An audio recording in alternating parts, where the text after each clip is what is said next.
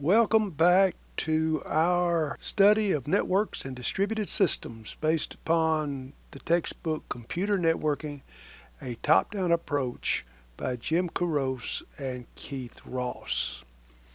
We're now in the fifth module of this series of lessons, and this module covers the link layer of the TCP/IP model. And we had started this series with an introductory module, and then we went down through application layer, transport layer, network layer, and now we are discussing the link layer. Right now we're discussing media access. When we say the link layer, we mean one link between a switch or a router and the next switch or a router, among all the links in a network communication that might be going from Mobile, Alabama to Timbuktu. And the topic that we're discussing right now is media access control. We have several devices sharing the same medium, trying to communicate by sending signals down this medium.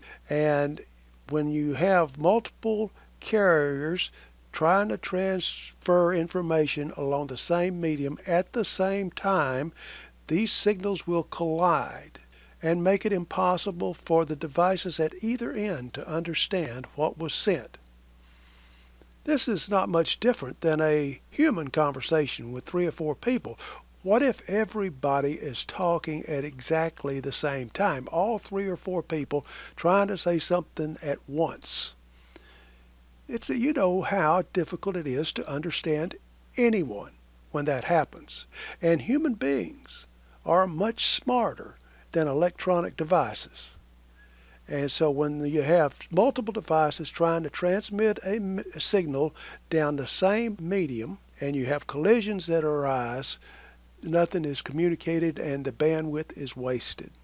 So let's continue our study of media access control with carrier sensing, multiple access, and collision detection protocols.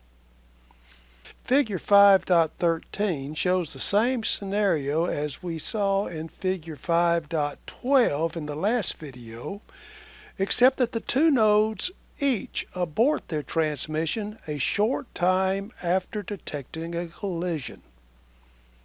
Clearly, adding collision detection to a multiple access protocol will help protocol performance by not transmitting a useless damaged frame in its entirety. Before analyzing the carrier sensing multiple access collision detection protocol, let's summarize its operation from the perspective of a node's adapter attached to a broadcast channel. First, the adapter obtains a datagram from the network layer and prepares a link layer frame in much the same way that it's performed in the previous 2 layers. It puts this frame into the frame adapter buffer. If the adapter senses that channel is idle, that is, there's no signal energy entering the adapter from the channel, it starts to transmit the frame. If, on the other hand, the adapter senses that the channel is busy, it waits until it senses no signal energy and then starts to transmit the frame. While transmitting, the adapter monitors for the presence of signal energy coming from other adapters using the same broadcast channel. If the adapter transmits the entire frame without detecting signal energy from other adapters, the adapter is finished with the frame. If, on the other hand, the adapter detects signal energy from the other adapters while transmitting, it aborts the transmission. That is, it stops transmitting its frame.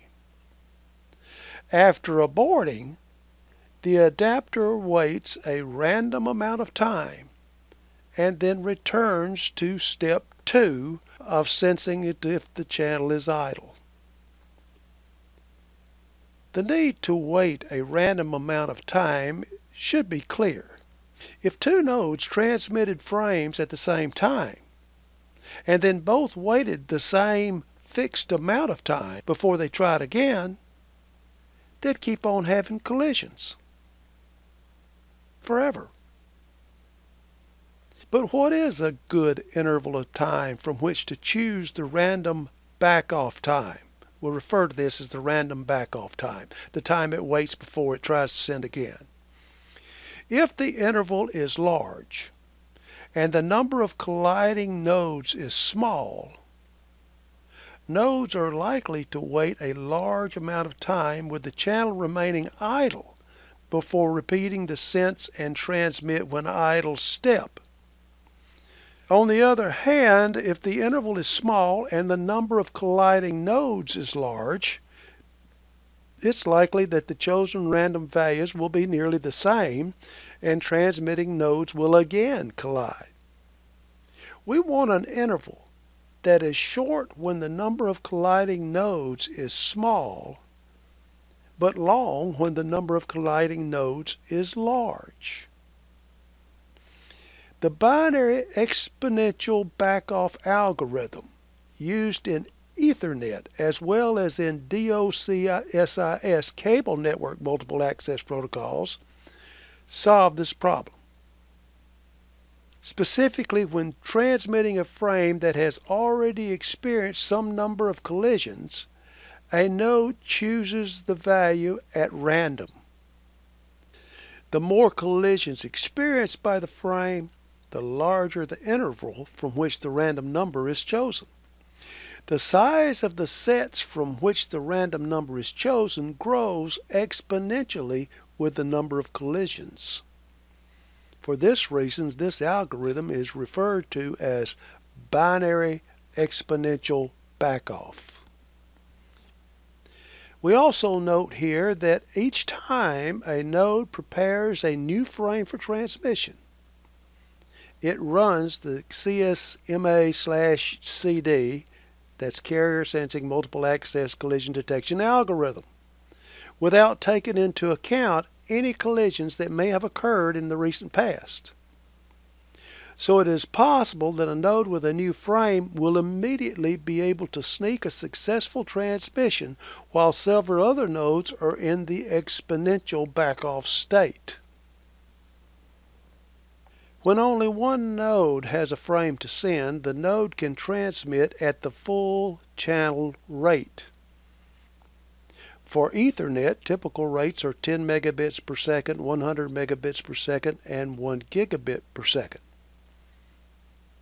You don't see many of the 10 megabit per second Ethernet adapters anymore. However, if many nodes have frames to transmit, the effective transmission rate of the channel can be much less.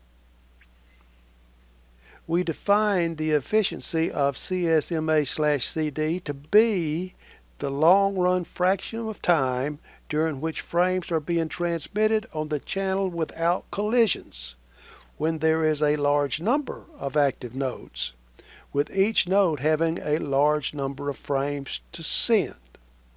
Remember that the two desirable properties of multiple access protocol are: one, when only one node is active, the active node has a throughput equal to the entire bandwidth, and two, when multiple nodes are active, then each active node has a throughput of nearly the bandwidth divided by the number of nodes, bits per second.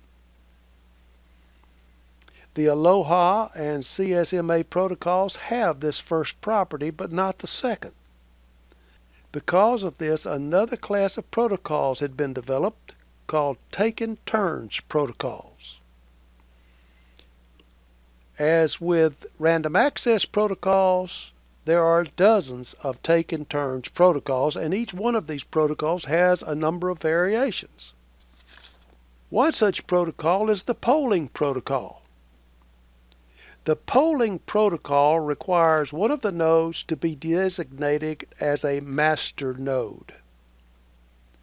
The master node polls each of the nodes in a round-robin fashion. In particular, the master node first sends a message to node 1 saying that it, node 1, can transmit up to some maximum number of frames. After node 1 transmits some frames, the master node tells node 2 node 2, can transmit up to the maximum number of frames. The master node can determine when a node has finished sending its frames by observing the lack of a signal on the channel. The procedure continues in this manner with the master node polling each of the nodes in a cyclic manner. The polling protocol eliminates the collisions and empty slots that plague random access protocols. This allows polling to achieve a much higher efficiency, but it also has a few drawbacks. The first drawback is that the protocol introduces polling delay. That is the amount of time required to notify a node that it can transmit. If, for example, only one node is active, then the node will transmit at a rate of less than the maximum bits per second, as the master node must poll each of the inactive nodes in turn each time the active node has sent its maximum number of frames. The second drawback, which is potentially much more serious, is that if the master node fails, the entire channel becomes inoperative. The 802.15 protocol and the Bluetooth protocols are examples of polling protocols. Another take-in-turns protocol is the token passing protocol. In this protocol, there is no master node. A small, special-purpose frame known as a token is exchanged among the nodes in the same fixed order. For example, node 1 might always send the token to node 2, and node 2 might always send the token to node 3, and so on. When a node receives a token, it holds on to the token only if it has some frames to send. Otherwise, it immediately forwards the token to the next node. If a node does have frames to send when it receives the token, it sends up to the maximum number of frames and then forwards the token to the next node. Token passing is decentralized and very efficient, but it has its potential problems as well. For example, the failure of one node can crash the entire channel. Or if a node accidentally neglects to release the token, then some recovery procedure must be invoked to get the token back into circulation. Over the years, many token passing protocols have been developed, including the Fiber Distributed Data Interface Protocol and the IEEE 802.5 Token Ring Protocol. And each one had to address these as well as other sticky issues. Well, let's just stop here and take a break, and we'll continue after you've had a chance to update your notes, check out your study guide, and when you're prepared, come on back.